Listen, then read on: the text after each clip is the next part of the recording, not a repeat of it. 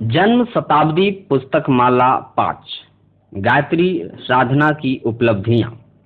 लेखक श्री राम शर्मा आचार्य।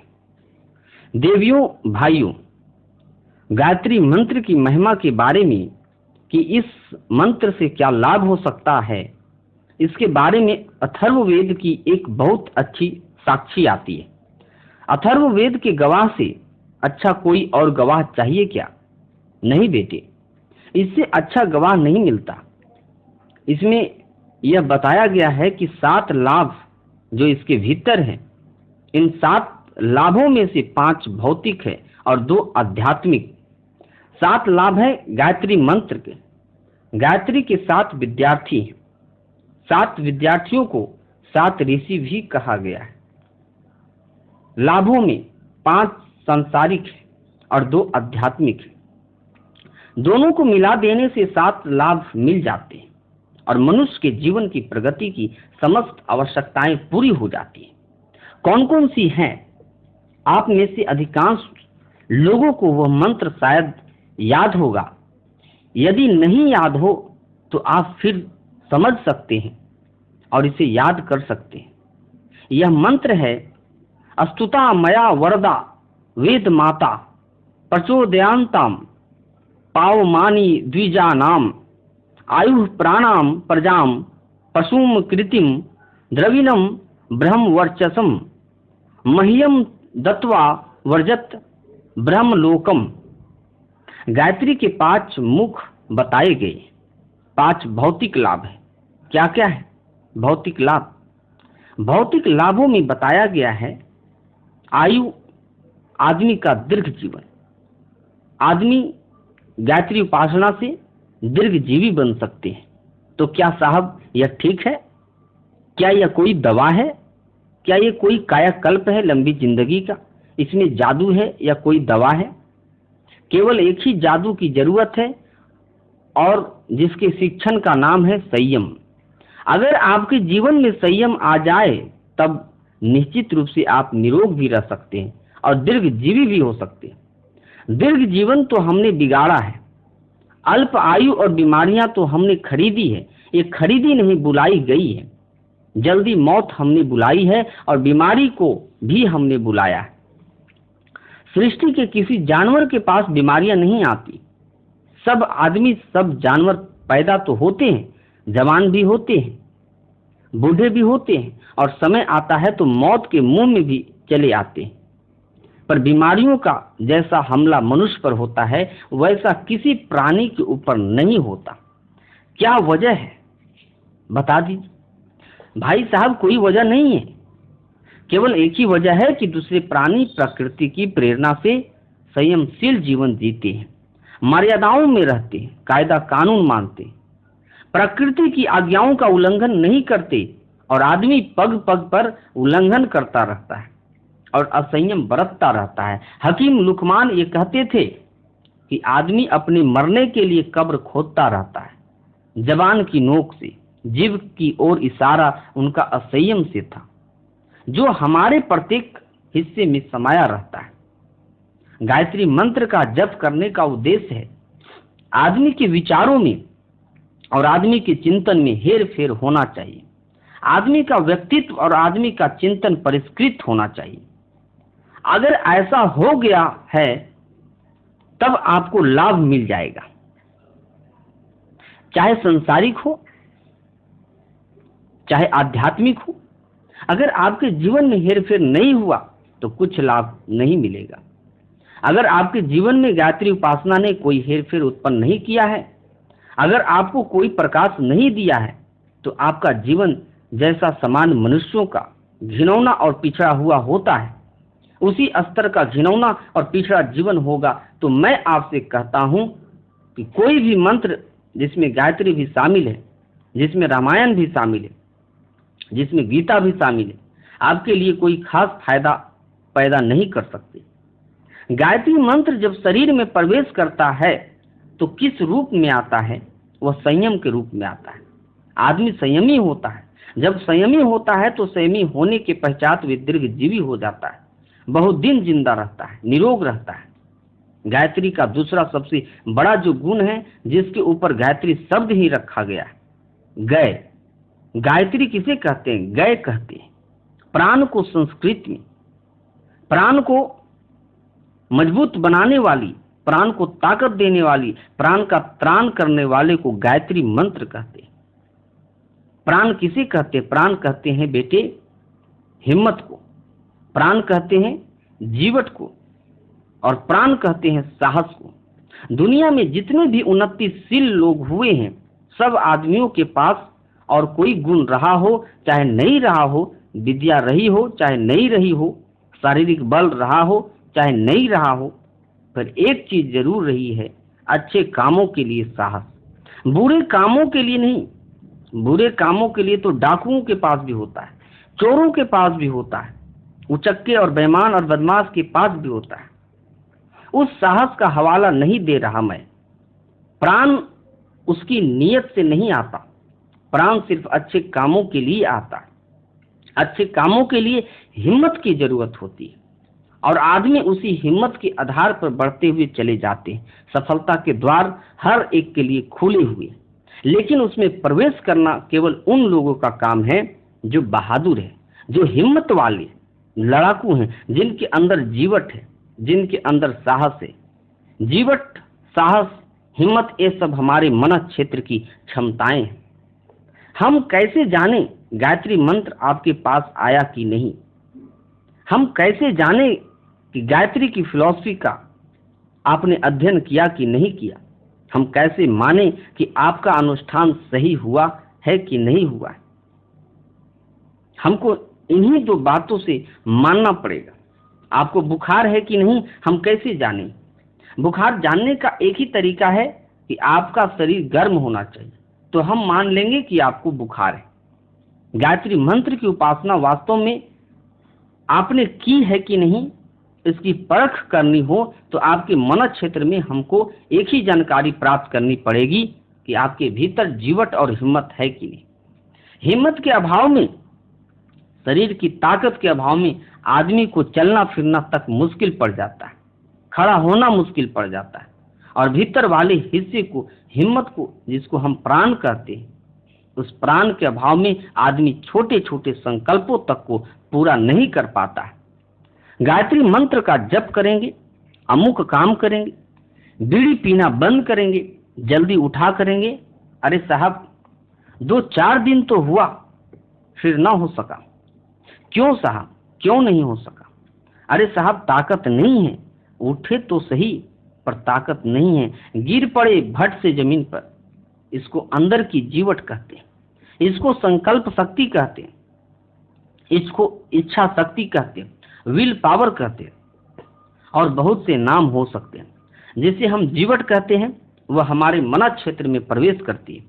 गायत्री जीवट के रूप में आती है, और जीवट के रूप में आ गए तो छोटे छोटे बिना ताकत के आदमी न जाने दुनिया में क्या से क्या कर सकते हैं। आयु प्राणम प्रजाम, गायत्री उपासना के प्रतिफल है, प्रजाम संतान है। आप गायत्री मंत्र का जप करेंगे तो आपके बच्चे पैदा हो जाएंगे। नहीं बेटी, आपके बच्चे तो पैदा नहीं हो जाएंगे, लेकिन आपको प्रजाम शब्द जो आया है उसे समझना चाहिए। यह केवल बच्चे के अर्थ में नहीं आया। प्रजा कहते हैं पीछे चलने वालों को और सहायता करने वालों को। पीछे चलने वालों का स्तर, साथियों का स्तर, ये प्रजा कहलाती है। गांधी जी की प्रजा का नाम बताइए। गांधी जी की प्रजा का नाम, गांधी जी के बेटों का नाम, जवाहरलाल नेहरू, सरदार पटेल, राजेंद्र बाबू, सुभाष चंद्र बोस, पट्टाभी सीतारामैया। अभी और बताइए, अभी और बताता हूं, अभी याद कर लेने दीजिए।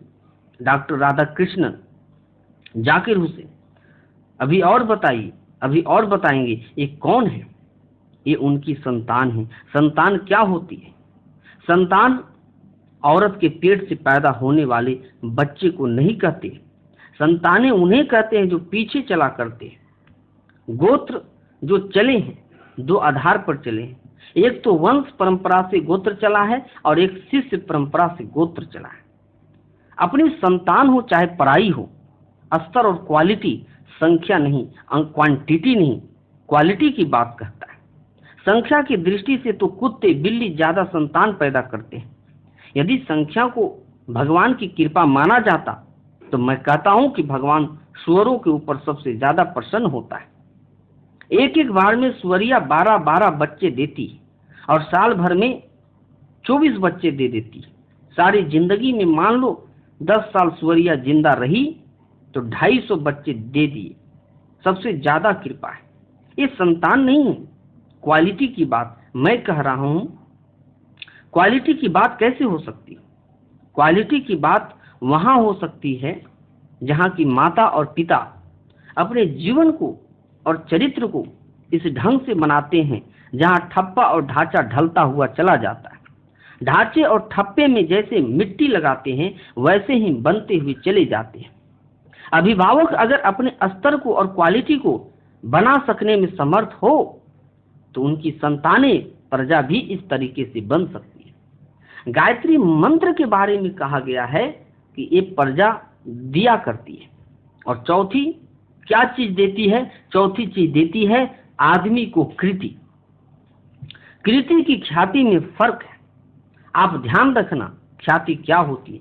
ख्याति वो होती है जो पैसा देकर खरीदी जा सके। ख्याति पैसा देकर खरीदी जा सकती है पर कृति पैसा देकर खरीदी नहीं जा सकती। कृति शब्द आया है, ख्याति शब्द नहीं आया है। इसमें जिस गायत्री मंत्र की आप उपासना करते हैं यह बीज मंत्र हमारी संस्कृति का मूल है। अगर आपने उपासना की है तो आपको जानना चाहिए कि आपने उपासना की है कि नहीं की है। आपकी कृति होती है कि नहीं।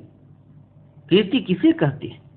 कृति बेटे इसे कहते हैं कि जो आदमी अपने व्यक्तिगत जीवन में प्रामाणिक होता है, उस प्रामाणिक आदमी पर दूसरे लोग भी विश्वास करते हैं और जिस आदमी का विश्वास किया जाता है उस आदमी का करते हैं सहयोग, और सहयोग जिस आदमी का किया जाता है वह आदमी होता है संपन्न। 4 सीढ़ियां हैं संपन्न बनने की। आप जहां कहीं भी चले जाइए, दुनिया में बढ़िया से बढ़िया प्रामाणिक व्यक्ति हर क्षेत्र में हुए, चाहे तो सामाजिक क्षेत्र में नेता हुआ हो या कोई आदमी महापुरुष हुआ हो अथवा व्यापारिक क्षेत्र में कोई आदमी संपन्न आदमी हुआ हो। बहरहाल टिकाऊ उन्नति केवल उसी के हिस्से में आई है जिसने अपने आप को प्रामाणिक सिद्ध कर दिया। हम सही हैं और ईमानदार हैं, जो वायदा करते हैं उसको पूरा करते हैं और जो हमारा वचन है वह गलत नहीं हो सकता। जिसने अपने आप को इस तरह से प्रामाणिक साबित कर दिया उस प्रामाणिक आदमी के बारे में लोगों ने विश्वास किया, भरोसा किया। गायत्री मंत्र कृति कैसे प्रदान करता है? कृति उसे कहते हैं जिसे आदमी को गर्व हो सकता है। हमने जिंदगी इस तरह से बिताई कि जिससे हमको गर्व और संतोष है। दुनिया ने जिस आदमी की प्रशंसा की उस आदमी को भी संतोष हो सकता है। प्रशंसा के लिए कितना प्यासा है आदमी, कहां से कहां मारा मारा डोलता है। प्रशंसा के लिए न जाने क्या क्या करता है। कोई कपड़े पहनता है, कोई फैशन बनाता है, कोई मकान बनाता है, कोई विवाह शादियों में धूम धड़ाका मचाता है, कोई विज्ञापन करता है, कोई अपने नाम के पत्थर लगवाता है। जाने कितने खेल खिलौने करता है आदमी, लेकिन इस ख्याति के लिए आपको सारे के सारे चमत्कार और खेल खिलौने करने की जरूरत नहीं। गायत्री मंत्र अगर हमारे भीतर आएगा तो हमारे भीतर वह प्रामाणिकता पैदा होगी जो निश्चित रूप से हमको कृति देने में समर्थ होगी। अगर आप कृतिवान हैं तो आप सफल और संपन्न भी होकर रहेंगे। मित्रों, आयु प्राणाम प्रजाम पशुम कृतम के बाद द्रविणम अर्थात धन के बारे में भी मैं आपसे कह चुका हूं कि धन की मात्रा कोई एक वस्तु नहीं है। आपका यह ख्याल हो कि धन की मात्रा का बड़ा होना ही कोई बड़ा सौभाग्य है, तो मात्रा का बड़ा होना ही सौभाग्य नहीं है। धन का उपयोग करना चाहिए, धन का उपभोग नहीं, उपयोग। थोड़े से पैसे जिन लोगों के पास हैं उन लोगों ने दुनिया में इस बढ़िया तरीके से धन का उपयोग कर दिखाया कि लखपति, करोड़पति, अरबपति और खरबपति भी वह लाभ नहीं उठा सकते। जो उन लोगों ने थोड़े से पैसे का सही इस्तेमाल करके उपयोग कर लिया। धन की समस्या, आर्थिक समस्या 3 बातों पर टिकी हुई। एक आदमी मशक्कत करता हो, मेहनती हो। जो आदमी मेहनती नहीं है वो सारी जिंदगी भर दरिद्र रहेगा। दरिद्रता क्या है? दरिद्रता का मूल है आलस। आलस की मूल है दरिद्रता। दरिद्रता और आलस दोनों आपस में जुड़े हुए हैं। आदमी अगर मशक्कत नहीं करेगा तो गरीब रहेगा, और आदमी के अंदर अगर ये महत्वाकांक्षा नहीं होगी कि हम अपनी योग्यताओं को बढ़ाएं, तो वह जहां जमकर बैठ गया है वहीं बैठा रहेगा। वह यही रोना रोता रहेगा कि हमारे माँ बाप ने 5वां दर्जा पास करा दिया था साहब, हमारे कर्म में इससे ज्यादा विद्या नहीं लिखी। 5वें दर्जे तक पढ़ाकर बाप मर गया और फिर हमने स्कूल छोड़ दिया। फिर क्यों नहीं पढ़ा? फिर क्या पढ़ते जब हमारा बाप मर गया? आदमी को हर दिन जिस तरह से रोटी कमाते हैं उसी तरह से अपनी ज्ञान, योग्यता और क्षमता का संवर्धन करने के लिए निरंतर प्रयत्नशील रहना चाहिए। विदेशों में आप जाकर देखिए, वहां नाइट स्कूल चलते हैं। आदमी नौकरी भी करते हैं और रात में अपनी योग्यता भी बढ़ाते हैं। शनिवार इतवार के 2 दिन के स्कूल सारी दुनिया में चलते हैं। अमेरिका में जितने विद्यार्थी सवेरे के स्कूल में पढ़ते हैं उससे दूने विद्यार्थी शनिवार इतवार के स्कूल में पढ़ते हैं। काम करते जाते हैं और बराबर पढ़ते जाते हैं, चाहे वे बुढ़े हों चाहे जवान हों, बराबर पढ़ने जाते हैं। योग्यता बढ़ाते जाते हैं और सुसंपन्नता कमाते हैं। योग्यता बढ़ाते नहीं और कहते हैं कि पैसा दे दे। कहां से पैसा दे दे? योग्यता लिए बैठा है बाबा आदम के जमाने की और बार बार कहता है कि हमारी नौकरी बढ़ा दीजिए और तरक्की करा दीजिए। किस बात की तरक्की करा दे? पहले योग्यता बढ़ा। नहीं साहब, योग्यता तो हम नहीं बढ़ाएंगे, हमको ऐसे ही आशीर्वाद दे दीजिए, हमारा जुआ जीता और लॉटरी खुलवा दीजिए। बेटा ऐसा नहीं हो सकता। पहले अपनी योग्यता बढ़ाओ, फिर देखो तुम्हारी आर्थिक उन्नति होती है कि नहीं होती। तो मित्रों, परिश्रमशीलता और निरंतर योग्यता की वृद्धि, यह 2 उन्नति के मार्ग है। और तीसरा उपाय है किफायत सारी। ज्यादा खर्चे जो हमने बढ़ा रखे हैं वे नहीं बढ़ाने चाहिए। खर्चे हम बढ़ाते हैं और 250 रुपये मिलते हैं, और खर्चे बढ़ा रखे 450 रुपये वाले। इसलिए बेईमानी करनी पड़ती है, चोरी करनी पड़ती है, कर्ज लेना पड़ता है। किसने कहा था खर्च बढ़ाओ? खर्च में कोई कमी क्यों नहीं कर सकता? नहीं साहब, खर्च तो हमारा बहुत बढ़ा हुआ है। तो आमदनी बढ़ाओ, और अगर आमदनी नहीं बढ़ता तो खर्च घटाओ। खर्च घटाता नहीं है, आमदनी बढ़ाता नहीं है, फिर हाथ तंगी नहीं होगी तो फिर क्या होगी? मित्रों, ये आध्यात्मिकता के सिद्धांत है। गायत्री मंत्र का यदि वास्तव में आपने जप किया होगा तो आर्थिक संतुलन के बारे में आपको बराबर ध्यान रखना होगा।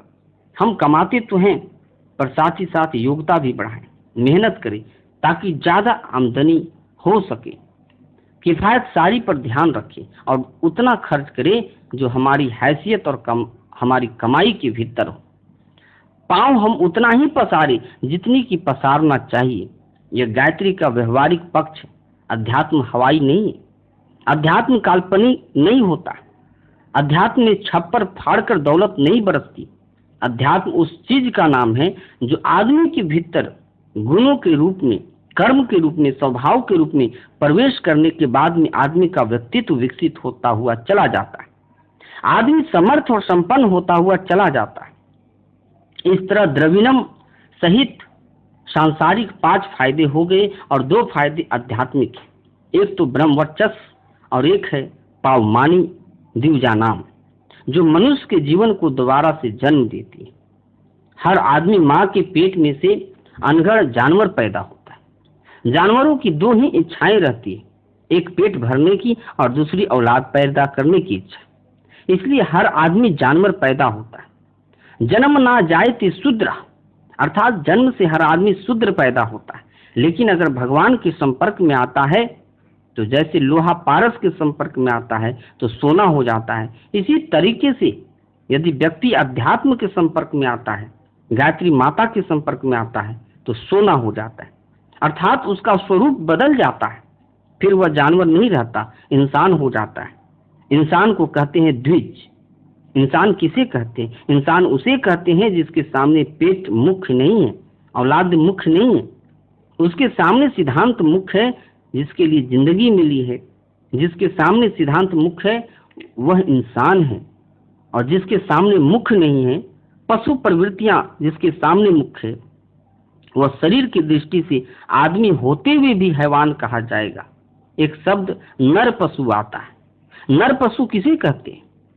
नर पशु बेटे उसे कहते हैं जिसकी शकल तो इंसान जैसी होती है, लेकिन ईमान जिसका जानवर जैसा होता है, और अकल इंसान जैसी। उसका नाम है नर पशु।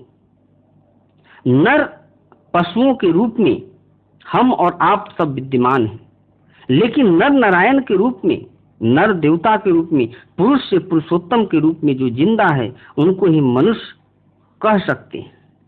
मनुष्य को द्विज कहना दोबारा जन्म की निशानी है, इसलिए उसे द्विज कहा गया है कि उसका दोबारा जन्म हो जाता है। गायत्री माता की पेट से जो बच्चा पैदा होता है उसी का नाम है द्विज, अर्थात सिद्धांतवादी, अर्थात आदर्शवादी जो वास्तव में मनुष्य होता है, उसी का नाम है द्विज। जो द्विज होता है वह पावमानी अर्थात पवित्र होता है। आदमी अपवित्र होता है, खून का बना हुआ, मांस का बना हुआ, टट्टी पेशाब का घड़ा अपवित्र है। और पवित्र कैसे होता है? पवित्र ज्ञान से होता है, पवित्र सत्कर्म से होता है, पवित्र सद्भाव से हो जाता है। गायत्री मंत्र आध्यात्मिक जीवन में जब प्रवेश करता है तो पावमानी द्विजा नाम दोबारा जन्म देता है, और आदमी को भीतर से बाहर से हर जगह से पवित्र बना देता है। स्वच्छ पवित्र, इसकी वाणी पवित्र, इसका शरीर पवित्र, इसके कपड़े पवित्र, इसका व्यवहार पवित्र, इसका वचन पवित्र, इसका दृष्टिकोण पवित्र। हर चीज में जहां पवित्रता का समावेश है, ऐसी द्विज बनाती है गायत्री। ये है आध्यात्मिकता का एक चरण, पावमानी द्विजा नाम, आध्यात्मिक संपदा। आध्यात्मिक संपदा का दूसरा वाला चरण है ब्रह्म वर्चस्व। ब्रह्म वर्चस्व किसे कहते हैं?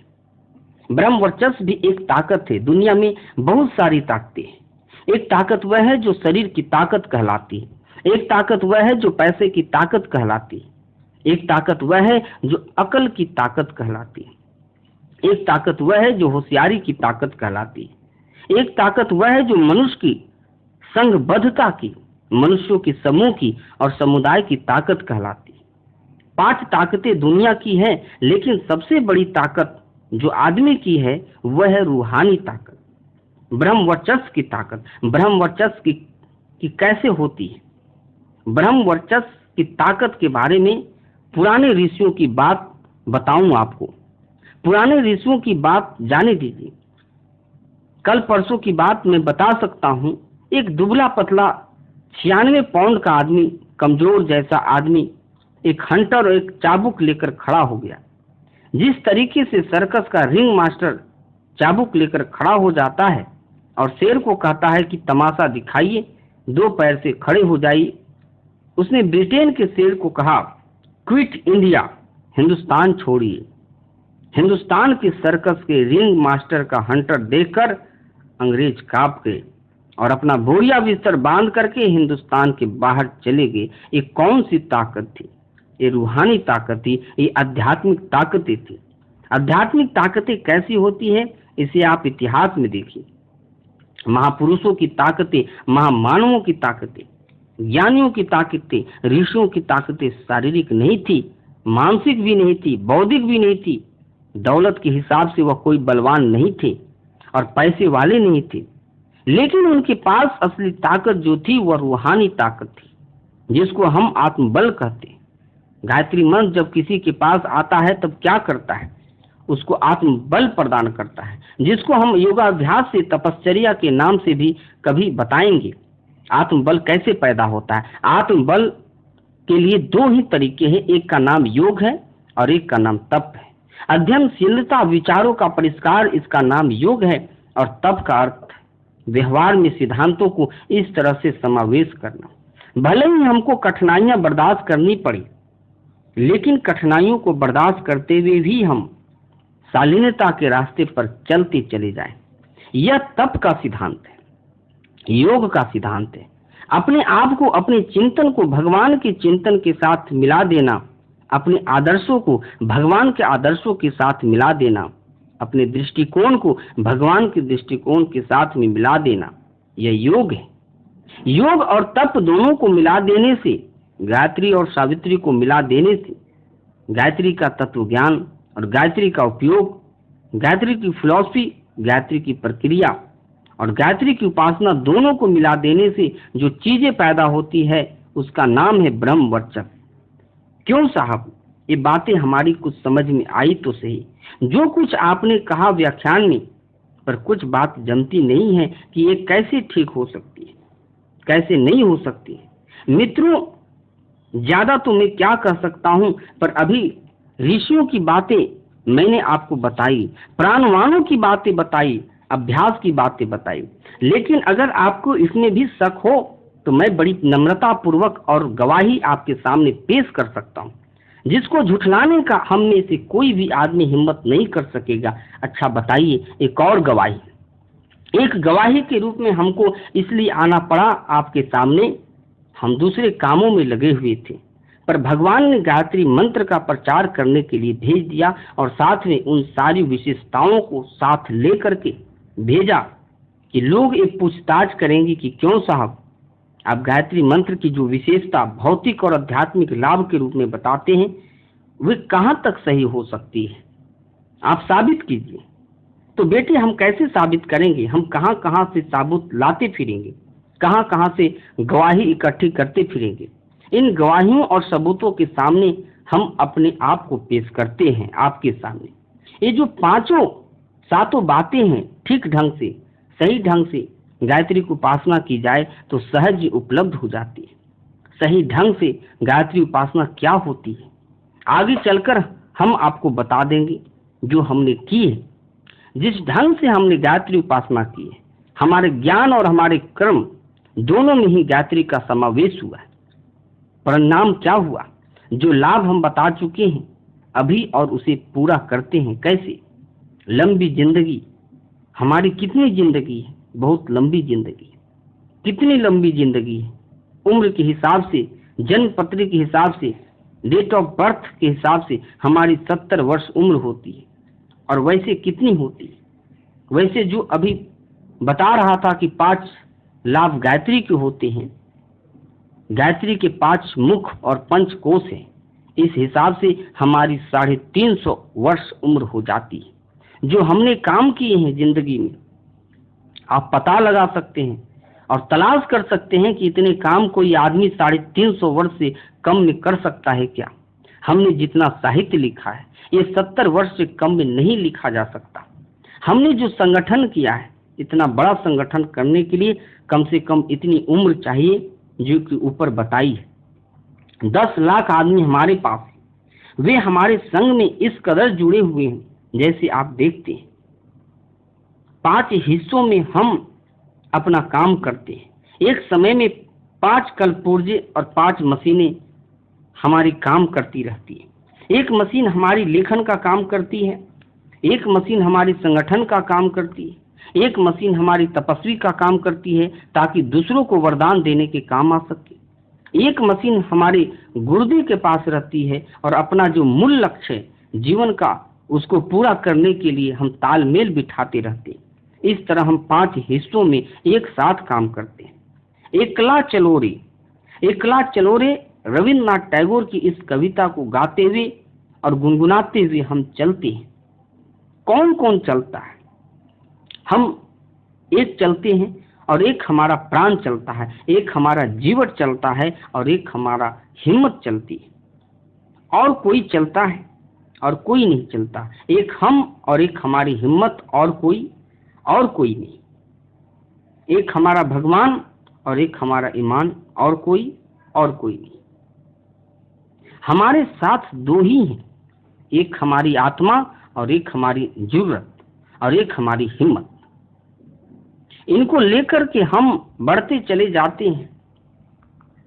गायत्री मंत्र जिसका हम आपको शिक्षण करते हैं, गायत्री मंत्र जिसकी हमने जीवन भर उपासना की है, गायत्री मंत्र जिसका विस्तार हम सारे संसार में करना चाहते हैं, यह उन सारे के सारे सामर्थ्यों से भरा हुआ है जो व्यक्ति की भौतिक और आत्मिक दोनों सफलताओं के द्वार को खोलने में समर्थ है। यह है गायत्री मंत्र की सामर्थ्य। आज इतना ही, बाकी कल। ओम शांति।